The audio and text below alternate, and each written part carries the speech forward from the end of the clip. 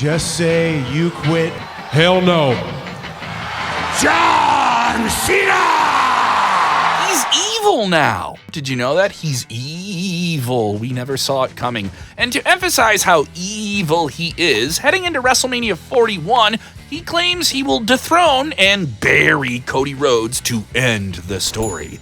This is supposedly John Cena's last ever WrestleMania, and he's going into it as a bad guy, which is a bold move and a huge twist for one of the biggest baby faces of all time to do in his final calendar year in pro wrestling, let alone at his final WrestleMania. Because for most of his career, John Cena wasn't just a good guy, but the good guy. He's beaten a who's who of WWE main event talent on the grandest stage of them all in the last 2 decades. Cena doesn't have small matches at WrestleMania. He doesn't know what the meaning of that phrase is. Even if his match isn't the biggest match on the show, he will try and make it big. And that's why we're here today to take a look back at Big Match Johnny's history of Big John matches at WrestleMania. From monsters to legends to the it couple, Cena has taken them all on. He's won a lot, he's lost a few, and the fans haven't always agreed with the decisions of who was supposed to win those matches. Whatever you think, John Cena's WrestleMania run has been one of the more iconic ones in wrestling history.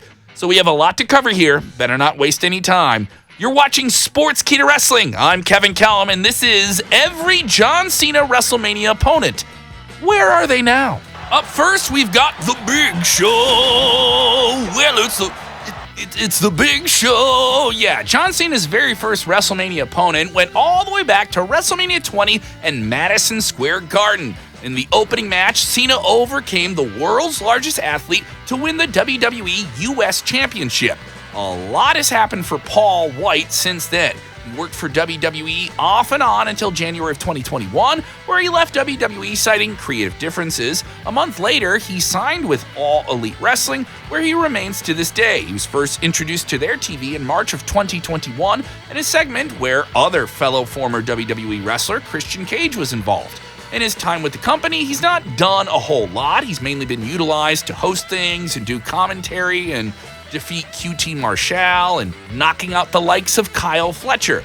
He's also teamed with Chris Jericho and Kenny Omega and has worked as a commentator for the most part on select events. What's ironic is that he's had less to do creatively since joining AEW than he had with WWE. And maybe that's just some other factors playing into it. So we wouldn't be surprised if Big Show makes his way back to the land of TKO and WWE when his contract comes up. Big Show is going to show up at some point in WWE, probably in a legendary role, very nostalgic. Come on, he's a Hall of Famer. Up next, we have a wrestling god, John Bradshaw Layfield, who up until this point was a WWE journeyman. He then went on to become the longest reigning WWE champion in SmackDown history at the time, and one of the biggest villains of WWE's ruthless aggression times. This controversial Texas millionaire found himself facing an up-and-coming John Cena, still up-and-coming, at WrestleMania 21, with his record-setting reign as WWE champion on the line. Cena dispatched JBL in a Haas match that arguably went harder than the actual main event on the show, earning his final reign as WWE champion, diving into the crowd to celebrate afterwards with JBL busted up in the ring. JBL would retire in the ring at WrestleMania 25, losing the Intercontinental Championship to Rey Mysterio in a quick squash match. After that, he spent most of the 2010s for WWE as a color commentator, and even had a brief run as WWE NXT General Manager. More recently, he's worked as Baron Corbin's manager in a forgettable role in 2022, and he's been a WWE ambassador ever since. He's also made appearances outside of WWE, accompanying Nick Nemeth, the former Dolph Ziggler, to the ring at a AAA event as John Layfield, not John Bradshaw. Yeah, that's trademarked. He's also shown up in GCW and TNA pay-per-view events recently. Given all of these outside endeavors, you would forgive us for suspecting that maybe JBL has some big match left in him before he calls it quits for good. And you can be the judge of whether or not that's going to happen. It's worked out pretty well for Jeff Jarrett after all. Next up, Triple H, the King of Kings, went full Conan the Barbarian when he challenged Cena for the WWE Championship at WrestleMania 22. I was in attendance for this, where Cena came out with a bunch of future stars playing gangsters around his car, playing a mobster, because you talk about Chicago, they want to talk about mobsters. Yeah, Chicago turned up, and it was a real matter of generation versus generation. Triple H was from, the Attitude Era, and Cena was all about the newer fans joining the WWE fold. He even told the game he would take the hammer and stick it up his ass during the build-up to the match, which was objectively hilarious. Cena beat Triple H in a pretty strong, but maybe not well-remembered main event, tapping him out in the STFU in the end. A surprising ending. Paul Triple H Levesque isn't really doing much in wrestling now these days. What is he up to? Oh yeah, except being the most powerful man in all the professional wrestling industry and heralding WWE into a renaissance era, on top of that having countless WWE championships and entering the WWE Hall of Fame for the second time in 2025. No big deal. Yeah, he's the new guy to run the ship. Yes, we all know Triple H currently heads up the creative team of WWE as their CCO, working his way up the ladder and taking the reins from Vince McMahon when he stepped down. A job we imagine he'll be staying in for a long time. WrestleMania 22 would not be the only WrestleMania clash between Cena and Triple H. We'll get to the other one in a little bit. Next up for John was the Heartbreak Kid, Mr. WrestleMania, Shawn Michaels. Cena and Michaels worked together and against each other for a good chunk of the early part of 2007. They were rivals and then an odd couple tag team and found themselves main eventing the 23rd edition of WrestleMania for the WWE Championship in the Motor City of Detroit, Michigan. The two men were actually World Tag Team Champions at the time, main eventing the massive show in an underrated classic. Michaels bled, there was a pile driver on steel steps, Cena tapped out the great Shawn Michaels, as Jim Ross put it, and put an end to the match with an STFU. Yeah, that's another member of the clique that he made click out. Some feel this may be one of the more underrated WrestleMania main events of all time, especially considering that Michaels and Cena were able to kind of top this match, oddly enough, on Monday Night Raw, just about a month or so later in the UK. Michaels, who was already a Hall of Famer before he returned to WWE in 2002 and had this 2007 match with Cena, retired at WrestleMania 26 in 2010. And he only ruined that once for a big, great tag team with Triple H to take on the Brothers of Destruction, Undertaker and Kane, in Saudi Arabia. Cena unexpectedly returned from an injury that was supposed to put him on the shelf and keep him out of WrestleMania that year to a massive ovation at the Royal Rumble in 2008, winning it and earning his match with WWE Champion and the rival of his generation, Randy Orton, at WrestleMania 24. Triple H was able to game his way into this match as well and take the pin to protect the two younger talents. Except no, because Randy Orton pinned John Cena to retain the title in a passable triple threat match that was outshined by some other matches on that show. In the present, Randy Orton, who returned from a serious near career-ending back injury, is one of the more beloved and well-respected wrestlers in the industry, who is also really jacked up. He has come through so many different injuries and personal struggles to get to where he is. He is head and shoulders above so many to this day, and is greeted to a chorus of beloved fans singing about the voices in their heads that Randy Orton put there. He's one of WWE's more popular names, a guaranteed draw, a reliable main event talent, and we wouldn't be shocked to see Randy Orton have one more title run before he hangs up his boots for good. He's a WWE lifer at this point. Next up, we have Edge, or Adam Copeland, or Cope, or no, we're just gonna say Edge. Another all-time rival for John Cena. He and the rated R superstar Edge had bitter confrontations in the mid-2000s over the WWE Championship. The only time they ever faced off on Mania was for the World Heavyweight Championship, held by Edge at the time in a triple threat match that also featured The Big Show. See, we told you he would be back. And a Vicky Guerrero love triangle storyline. Excuse me? Yeah, we didn't forget about that for a minute here.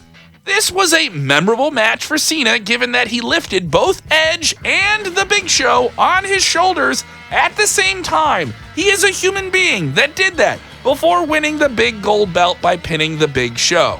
It's impressive. If you watch it, yeah, look, that's a thing he did. As for Edge, he retired from the ring in 2011 due to a serious neck and spinal injury, before making an unexpected return to a massive reaction at the 2020 Royal Rumble. He main evented WrestleMania one more time in 2021 and eventually made his way over to All Elite Wrestling in 2023, where he works to this day, keeping his rated R superstar moniker, but competing as Adam Copeland, later just Cope. He suffered a pretty nasty leg injury, on top of having multiple neck surgeries. This happened during a steel cage match with Malachi Black in 2024, and he has won the TNT Championship and challenged John Moxley, another former WWE guy, for the AEW World title during his tenure. As with so many other established WWE talents who've made their way over to All Elite, we wouldn't be surprised to see the WWE Hall of Famer, Edge got to have that when we thought he would never wrestle again, make his way back over to the land of TKO before he calls it a career, or maybe just one more time. Next up, Batista. As the Ruthless Aggression era is still now reaching its pure nostalgia point, in the late 2000s, two superstars stood above the rest on Raw and SmackDown. They were John Cena and Dave Batista, who were simultaneously world champions on their respective brands, truly ushering in a new era of WWE at the top of the card. Yes, their only WrestleMania confrontation came at WrestleMania 26, when a heelish Batista defended his WWE Championship against John Cena. The match was second to last, not the main event, and that put a massive chip on Batista and John Cena's shoulders. Despite their star quality in the ring, given that Shawn Michaels was having his retirement match with The Undertaker, we understood that was going to go on last. Cena tapped out Big Dave with the STF and won the WWE Championship, as was the style at the time. Batista left WWE later that year and went off to Hollywood to become a big-time movie actor man, in the Marvel Cinematic Universe. And that's where he is to this day. Similar to Cena himself, he's decided to do things a few years later. Batista starred in some huge projects. Specifically Guardians of the Galaxy, where he brought Drax the Destroyer to life. Batista was everywhere. He was in the Dune franchise, Glass Onion. He was in a 007 Bond movie. His last wrestling appearance was in a no-holds-barred match that was good, not great, with Triple H at WrestleMania 35, and he seems dead set on sticking to his retirement from professional wrestling. We'll be waiting for Big Dave to take his Oscar moment, or at least take a WWE Hall of Fame induction. He was supposed to get one of those, but he held that off during the pandemic. Next, we have The Miz. Yes, that's right, The Miz. Mike Mizanin from MTV's The Real World truly proved himself to be a thorn in the side of John Cena, and they had their battles, to say the least, twice at WrestleMania, in fact. The first was in the main event of WrestleMania 27 in 2011 in Atlanta, Georgia. The Miz, who was defending the WWE Championship at the time, defeated Cena despite being concussed with the help of The Rock. Yes, The Rock, who was hosting WrestleMania. The main event was more of an elaborate thing to set up another WrestleMania between Cena and The Rock down the line. The Miz didn't remember this career-defining victory given the injury and how badly he was dealing with it. He went on to star in the Marine WWE action movie franchise, a series that was started by Cena as the protagonist, and he's had a massive career outside of WWE in the reality TV competition landscape. But hey, when it comes to wrestling, Miz has played his role, and some claim in the future he will also be a WWE Hall of Famer. He later picked up another WWE title reign to his own and married fellow WWE superstar Maryse. The second time he faced Cena was at WrestleMania 33 back in 2017. Miz and Maryse teamed up as a power couple to take on the power couple of John Cena and his reality TV championship girlfriend, Nikki Bella. Miz and Maryse even impersonated Cena and Bella in some genuinely funny pre-taped segments in the build-up to the match, and the crowd seemed to lead towards Miz and Maurice, at least on the smart fan side. At the conclusion, Cena and Nikki came out on top, but got engaged in the middle of the ring. Aw, how nice. Cut to the 80s romantic music. Personally, we would like to see Miz reunite with Joe Mo. Yes, John Morrison. Miz and Morrison one last time. Just don't let them sing about bunnies or getting eaten by zombies again. Yeah, we don't want to remember that. Up next, I'm pretty sure you smell this one coming. The Rock. Of all of John Cena's WrestleMania opponents, this may be the most well-known. Once, but actually twice in a lifetime, they faced off in WrestleMania main events, and they were all quite successful financially. That's how big it was. They described it as once in a lifetime, but did it twice because people wanted to see it twice in a lifetime. The Rock got the best of John Cena in their first outing at WrestleMania 28 in Miami. I was there. The kids showed up for Johnny. The dudes showed up for The Rock. But Cena got his win back the following year, a big redemptive one in New York City, winning the WWE Championship in the process, much to the displeasure of everyone that would name themselves a CM Punk fan around that time, feeling that maybe CM Punk deserved the main event. But no, it was all about Dwayne and John. I'm pretty certain you know what The Rock's been up to since then. Yeah, he is one of the biggest movie stars in the world. He is on the board of WWE, running its entire future with many others. He's the final boss. He's a fake people's champion. He's a big deal in WWE again, somehow. And he's still one of the biggest stars in Hollywood on top of all of that.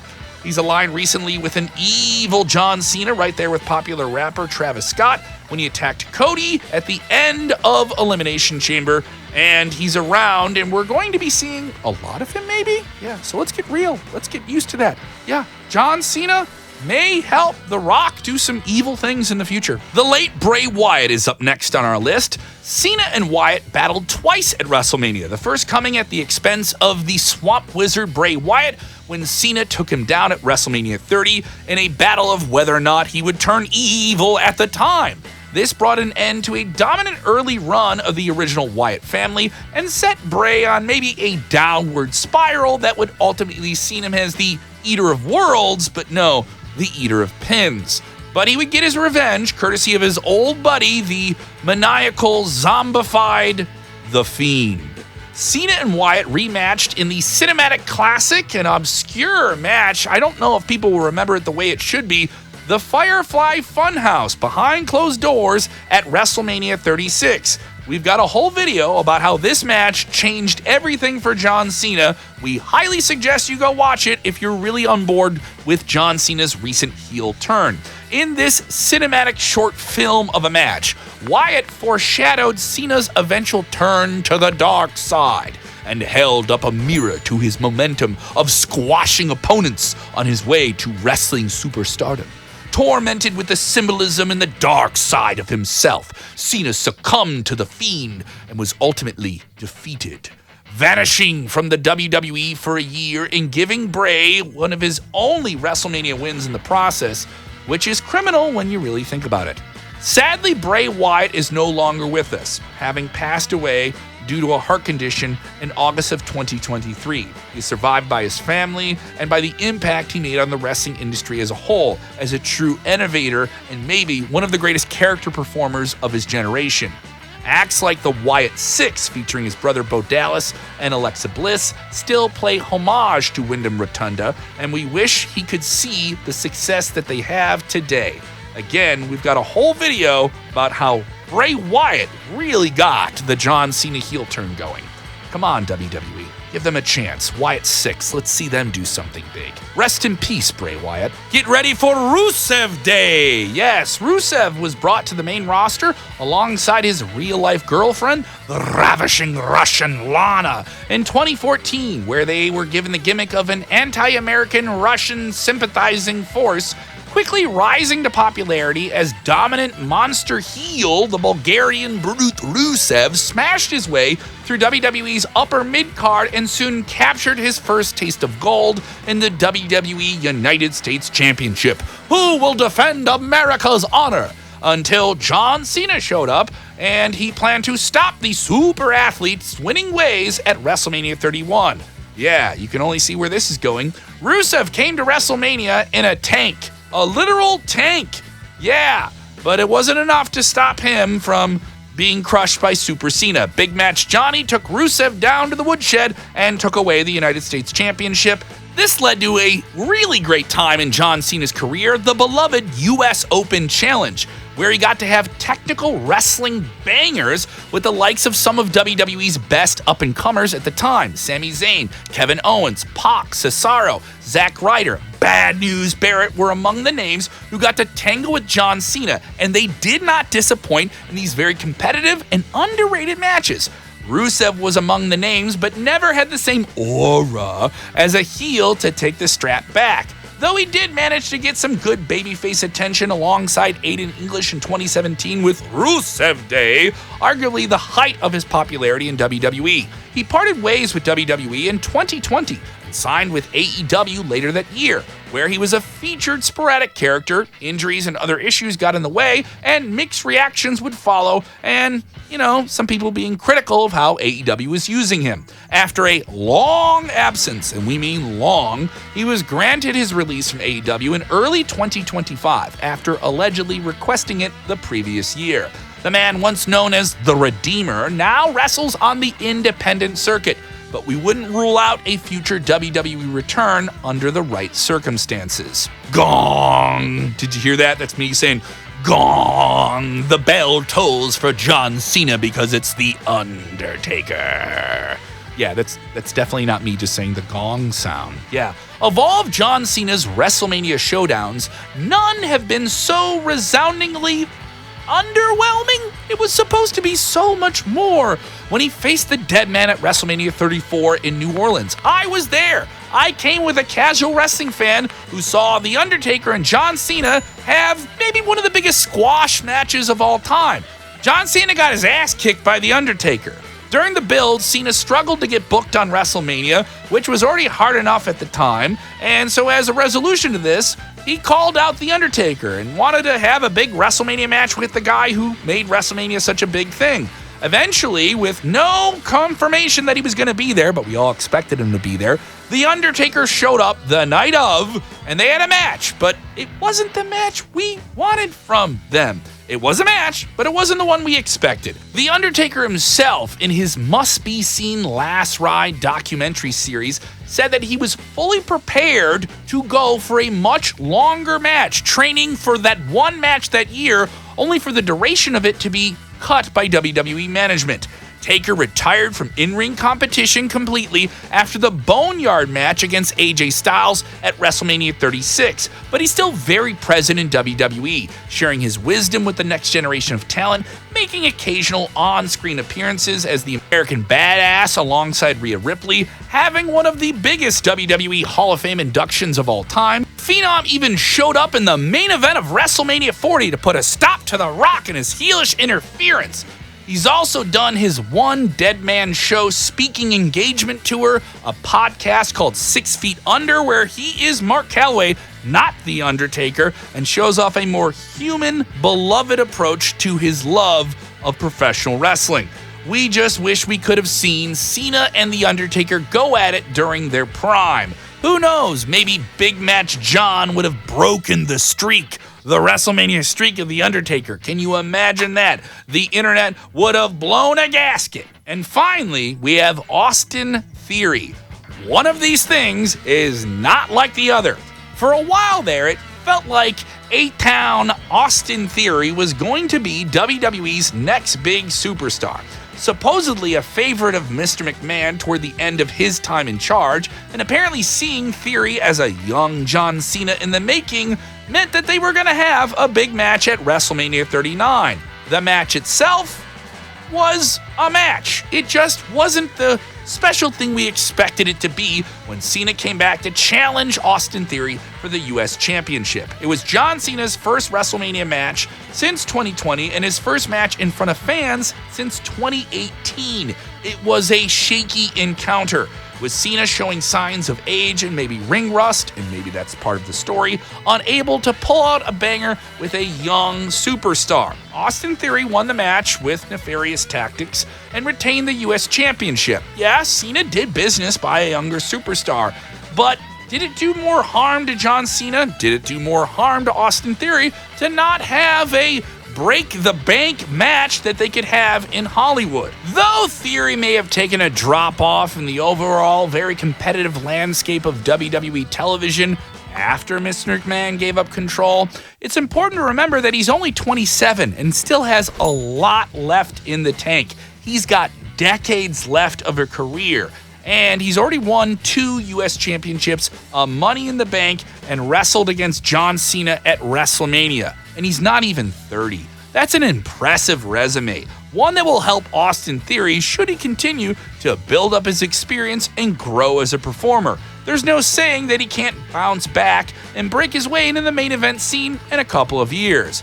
We're about to finish up here, but first, a couple of honorable mentions. Elias, who Cena never wrestled per se at WrestleMania, but did get bodied by him on 2 separate occasions on the shows. Once at WrestleMania 34 before that Undertaker match, and again verbally by the Doctor of Thugonomics at WrestleMania 35. He's currently going by Elijah and is signed with TNA because, of course, he is. Secondly, Cody Rhodes, who's set to defend the WWE Championship against Cena at WrestleMania 41 as of the time of this recording. Whatever the result of the match is, we're pretty sure Cody is going to be around the main event scene for years to come. He is, whether you like it or not, the superstar in professional wrestling. He is the face of the company's new era, and he has been reliable in the role, bringing in a lot of new fans and bringing fans back in the process. Whether he wins or loses in Las Vegas, Cody Rhodes is part of the furniture of WWE's house moving forward. He's got a pretty good chance of retaining his championship, but part of us really wants to see Cena win the title and go full apocalyptic level heel with a world title run that sees him lay waste to WWE and take the title with him into retirement just for old time's sake. Could he even end his retirement as champion? Although that's been teased, is that something that's worth it for WWE in the long run? We're going to stop now, though, because the thought of triggering all kinds of horrible flashbacks to the late 2000s, early 2010s, it's too much. A time when wrestling fans have worked hard to suppress their memories. Although it would have been a benefit of being self-aware this time around. We're supposed to boo John Cena as opposed to booing him when he was the babyface. I know, we go against the grain. It takes some time when you're a Smart Mark fan, right? The kind of TV he would have induced a blistering rage on wrestling Twitter in 2015, and it could have all started with John Cena's final WrestleMania match against his final WrestleMania opponent, Cody Rhodes. That's for another video. Who was your favorite John Cena WrestleMania opponent? Tell us down in the comments below, and while you're at it, don't forget to like, share, and subscribe to Sportskeeda Wrestling for more great wrestling content just like this. Help get us to 200K subscribers. Go on, you know you want to, you see the button, click the button. Yeah, it never hurts to click that little button and then hit the bell icon so you're always notified when we have new video drops like this. Hopefully you can see this and you're watching this by now. Ba-ba-da-ba.